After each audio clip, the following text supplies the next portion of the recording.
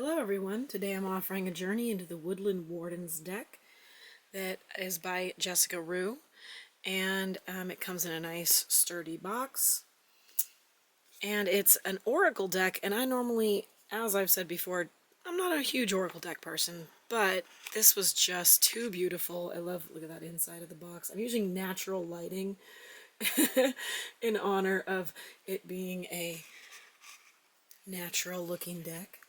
And so this is a 4K video of the Woodland Wardens deck, and inside it has this nice little insight. Jessica Roux is a Nashville-based freelance illustrator and the author of Floriography, an illustrated guide to Victorian language of flowers. So this deck was just too pretty not to get. The box has some lovely design on the side. Yeah, and I'm using our vibrant Portland light of the evening for the lighting today because I just felt like giving this a natural look. So it comes with a book that has an explanation of the various meanings of the cards with a nice black and white picture of it. Each card has its own basic meaning, followed by a couple paragraphs, including the reverse and upright, and a couple questions at the bottom. So obviously I won't know the meanings of all the cards, but we're gonna look at these beautiful pictures.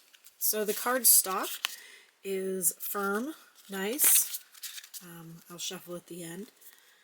And we start with 0, like with the Fool, with innocence. Definitely feels like a relationship to the Fool card.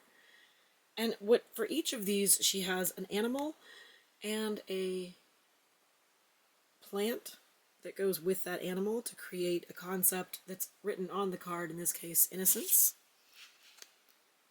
The cat and lavender. I actually have recently found is independence, and I've actually recently found lavender has really helped me sleep and has just mellowed me out beautifully. So this is neat for a kind of herb deck as well. The spider and passion flower, creative ingenuity. I love the colors. I mean, I'm even going to let these kind of flare out just to see in the background the different colors she's using. The hare and oak, new opportunities. The bear and cedar, leadership. The sheep and blackberry, devotion. For me, oracle decks are about the art, and this deck is just vibrant in its art. The frog and lotus, metamorphosis, which the lotus does relate traditionally into rising yourself up out of the dirtiest dirt of the pond into your enlightened state, and the frog has to do with healing. So I like how that relates. The chipmunk and the laurel, success. I think this is a neat thing also to learn more about different animal concepts and also different plant concepts. The elk and ash, strength. The weasel and pine, introspection. The duck and chrysanthemum, luck. And I think that's also, that feels very global to me because I know the chrysanthemum in Chinese history is, or Chinese culture is a luck-related flower. The goat and willow, overcoming obstacles. The lizard and pitcher plant. Oh, stagnation, which is interesting because these are also carnivorous. So it's interesting that it's stagnation. Because I think if a fly goes in there, I think if a fly comes in here, it gets stuck because it gets kind of like drugged out on the smell inside there and gets stuck in. It doesn't even close in, it just, I think, I could be wrong, but I think that's might be why it's stagnation. The moth and eucalyptus, an ending. I like how the sun's changing here. The vulture and asphodel, upheaval. I've never even heard of an asphodel. So we're getting legit sunlight glow happening live during the video. The deer and oat, healing.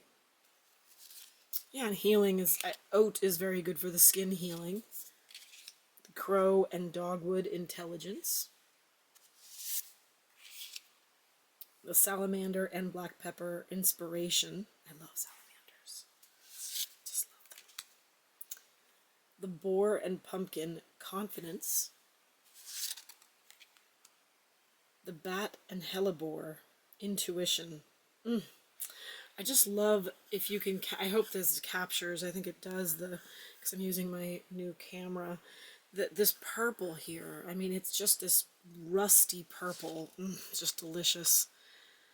The cayman and poppy dreams. Cayman? Cayman? I think it's cayman. The skunk and magnolia protection. The owl and hop wisdom. The hound and pear loyalty.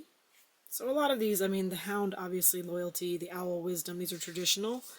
But I think it's interesting to add in the fruit or plant to really add a new layer. The marten and foxglove mischief. If anyone's ever owned a ferret, we know about that. The wolf and rosehip guardianship. I love just the art. The bee and pomegranate productivity. Sometimes I think if I don't like an oracle deck, I can just make a mobile out of it, out of the art. The fox and ivy adaptability. The opossum and peony bashfulness. I love possums. You should never kill possums. They are good for the environment, at least in my part of the country. They keep away other pests. The squirrel and chestnut preparation, which is funny because squirrels, you know, will bury, like 75% of the seeds they bury, they don't actually know where they buried them, and that's how planting of trees happens. The beaver and birch, home. The turtle and coriander, satisfaction. The badger and ginkgo, healing wounds. The raccoon and sycamore, curiosity. The snake and fern, starting over. Just beautiful. I mean, the art on some of these cards really moves me. The ladybug and sweet pea, happiness. So cute. The finch and peach, romance. The coyote and datura, deceit. Datura is a plant that I know if you consume, it has a very intense hallucinogenic effect. So that's interesting. With coyote is deceit. Porcupine and anemone. I don't know how to say that. Anemone. Boundaries. Naturally with porcupines. I wonder what the anemone is. The otter and cattail. And it's funny because I have a friend who I did pull one card for from this deck so far, and she relates to otter as being, you know, her sacred animal, and she pulled the otter card, so I just was like, oh good, the deck's working. Bobcat and blackthorn, patience. Oh, and the otter and cattail was peace. The bobcat and blackthorn is patience. The snail and huckleberry, trust in the invisible. The eel and iris, safety. I just love that. It's just so pretty. The trout and lily of the valley, purification. The hawk and thistle, graceful persistence. I feel like that should be the name of like a British pup. The antelope and wheat, nourishment. The butterfly and snowdrop, hope. The rooster and sunflower, communication. Kind of obnoxious communication, but okay. This is one of those cards that I was like, wow. The dragonfly and pansy, balance. Those colors though, huh? The horse and bluebell, modest fortitude. The ram and dahlia, determination. And the quail and gooseberry, anticipation. So I think it's 52 cards because LI, I believe, is a 51, and then there was a 0 card. So just to give you a little shuffle.